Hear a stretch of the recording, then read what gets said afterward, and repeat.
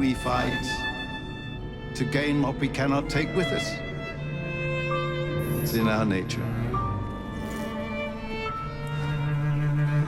Hello there, Sir from 17 once again. This is my Assassin's Creed Syndicate 100% sync walkthrough. This is sequence 8, Triple Theft. I apologise in advance, folks, if you hear any fireworks in the background. It's just that time of year. One of those things that you really can't control. I can go in and try and isolate them and edit them out, but a lot of the times they happen mid-sentence or mid-word and it makes it very difficult, so it's just one of those things you're going to have to adjust to, hopefully. But we could get lucky and there might be no pyromaniac idiots firing off fireworks before bonfire night. But I say bonfire night, is that a universal thing? I don't think America has that, do you?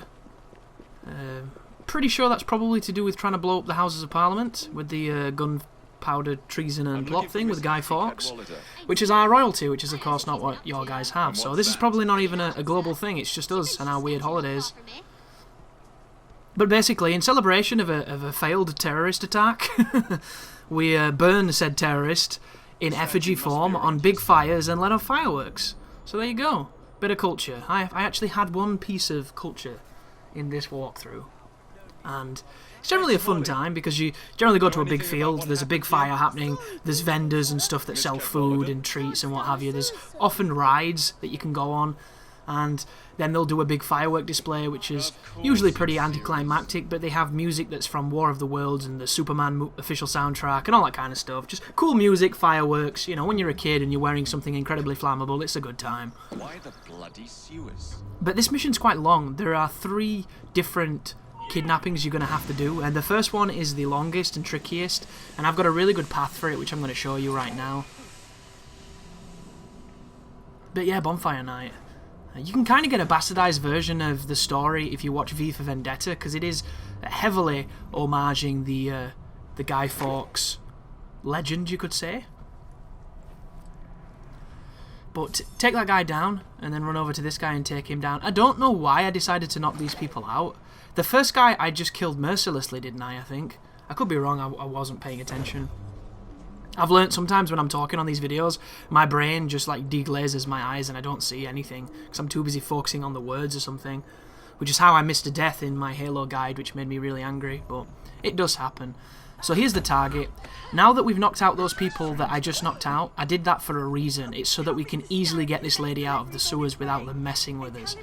The other people that are left can get in the way a little bit, but for the most they shouldn't give you too much hassle, hopefully.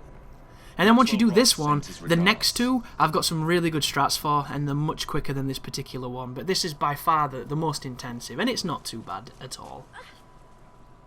But one thing I figured out which was kind of strange in this game the other day is the icons on the map that you go to aren't individual missions. A lot of the times, once you talk to them, the icon disappears and it populates the map with sub-icons. And this is something that I've never really seen in an Assassin's Creed before like this. So I ended up maxing my loyalty with 2 of the people, 2 of the associates, doing the missions, you know, by just conquering the boroughs and conquering London, effectively. So that when I went and spoke to them, instead of populating my map with icons, they just kind of said thank you and then vanished. And I got nothing for it because I'd almost done it out of sequence. And then I went to another person and it popped up a load of icons on the map, which I could have had this entire time, but because I was focusing on doing the walkthrough, I just didn't do it. So I found that to be kind of interesting, and there's a lot of social events with it too. So if you talk to one person, they enable you to steal convoys, which are essentially just wagons that have got stuff in them. And every so often there is bonus convoys, there are community events that you can populate on your map or your friends list and things, which is quite cool. But bring her back to the carriage, pop her in, do not hold B, even though the command looks like you meant to hold B, you'll just knock her out. I don't like the implementation of the UI on that moment, because it's very disingenuous. But get back into the carriage and continue to power forward. I still really enjoy the way these carriages control. There's no reason for them to be so damn fun. I don't like the races though in the game. If anybody's done the race side quest, I think they're far too long. Nobody wants to go through 30 checkpoints. It should be 10. 10 checkpoints, nice and snappy, frenetic, fun, fast-paced. Not a fucking marathon.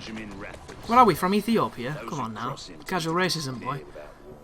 But now we have to kidnap this dude. Sounds like we'll be fast friends. So he's in the park, and I can almost guarantee if you fire your gun here, or if you use a toxin dart, it'll make this dude run, and then you can augment that strategy into kidnapping him. But I don't know if I'm going to be doing it for this particular mission. We will see. So you can notice there is a lot of people here. This is the moment where just the level design and the enemy placements really makes you wonder, is it meant to be a stealth game or is it just a clusterfuck? Because it feels like that at times. And then there'll be this, a massive open space with nobody in it, yet there's clusters of enemies in all those other parts, and normally you would think, well, that's the path to success, isn't it? That's the way they want you to go. But isn't a lot of the Assassin's Creed series funded on being able to forge your own path? What's the meaning of this? So it seems like it's just off kilter at times, but I grab this dude. That's when the game stops you for no reason. I have the upgrade that makes him not rebel, yet it stops you every so often, and it's incredibly annoying, and it keeps repeating this stupid sound file. Villains mixed up, Mr. Raffles. But I couldn't see an opening here, and I saw one just over there, but there's a carriage that's cycling around this block. So I'm going to wait for it to pass, and I'm going to push him out of that entrance. And take a sip if you're drinking every time I stop like that, because it is not intentional. The game is just bad. I don't know why it does it. It just doesn't feel good. If I actually stop, that's different. Like that, that's fine. It's when it does it when I'm obviously meaning to push this dude. And there you go. Very simple strategy, very easy path. And then the last one, that's a mistake, by the way. Did not want it to do that. Did its own thing. Stuff him in. I don't think you can see the other person in here. Yeah, it looks empty to me, that. But back up onto the front of the wagon, and then we can push onwards. So the final one is a police station, and getting in there and sneaking him out where the police are conscious is really tricky. So I ended up trying to do some stuff with the toxin darts, and then I stumbled upon a strategy, because one of the toxin dudes was kicking ass, and one of the other police officers shot him, and the gun made the target run away, and he ran out of the police station, and he gave me the strategy that you're going to see implemented, as I completely ruined this dude's carriage, fighting these people. I think it looks so good as well. If this was 60 frames per second, this would be glorious, but the technology that they're using here just can't achieve it. And Tomb Raider 2, or Rise of the Tomb Raider it's going to be called, is going to be 30 frames per second, which I think is disgusting, especially considering the definitive edition is 60, and it's logically the same engine, just with better effects. Like, come on guys, get that fucking frame rate up. Enough of this 30 nonsense, it's next gen, prove it. It winds me up so much. Like, even Uncharted 4 is going to be 30 frames per second in the single player and 60 in the multiplayer. Who the fuck plays the multiplayer on Uncharted? It's like the most generic bullshit third-person shooter ever. Like, come on, dude.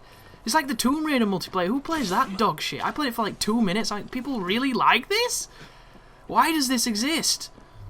And I can understand playing the Last of Us multiplayer because it's got something unique to it. But the Uncharted one is just a bunch of people running around shooting dudes and nobody cares.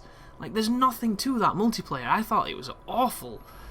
Like, Gears did this years ago and it made it tactical. This is just... It's like the equivalent of having an epileptic seizure on an escalator. It just looks weird, potentially dangerous, and you should help, but you don't. Because sometimes if you touch people when they're fitting and that, it can do more damage than good. Although you should, if you can, put them in the recovery position. So not only is that a gag, but it's also life advice. But you'll notice this dude ran away. And where he goes is entirely up to him. And if he gets in a carriage, you're going to hate your life. So get to him real quick. And it'd be awesome if I could drop off this and tackle him. But that's just not how the game works. And if you stab him, you'll get probably a desync. So he could have stole a carriage and he didn't. So this is essentially the nicest police officer on the beat. But there is the kidnap. Let's push him forward. We're going to have to push him all the way around this red triangle to get back to where we were. But now that we've done this, it's effectively the end of the mission. And I really enjoyed this mission because it was quite different and it was quite in-depth compared to some of the super quick ones. And also when you find those serendipitous strategies, it feels really good. Even though all I'm doing is the same thing I've done in a lot of games, which is misdirection and shooting my gun when you wouldn't normally do that. Like, who would think that shooting and making a lot of noise would be a great strategy in a stealth game? You wouldn't think it was. But it's surprising how often it can come in handy. Like, look at the Harley Quinn no damage video I made for Arkham Knight, where I would break the windows intentionally just to pull guards over to a trap. You know? Think outside the box. Sometimes a happy accident results in Really, really legit strategies. Well, a little bit more driving. You'll notice that after a checkpoint, the carriage goes back to being unscratched, which is nice. It's a shame that that didn't work in real life, then insurance companies wouldn't be able to steal so much money. But push over here to the checkpoint, and that's the end of the mission, guys. There's your objectives that we just completed, and there's your schematic and your points. Thank you for watching, and you take care now.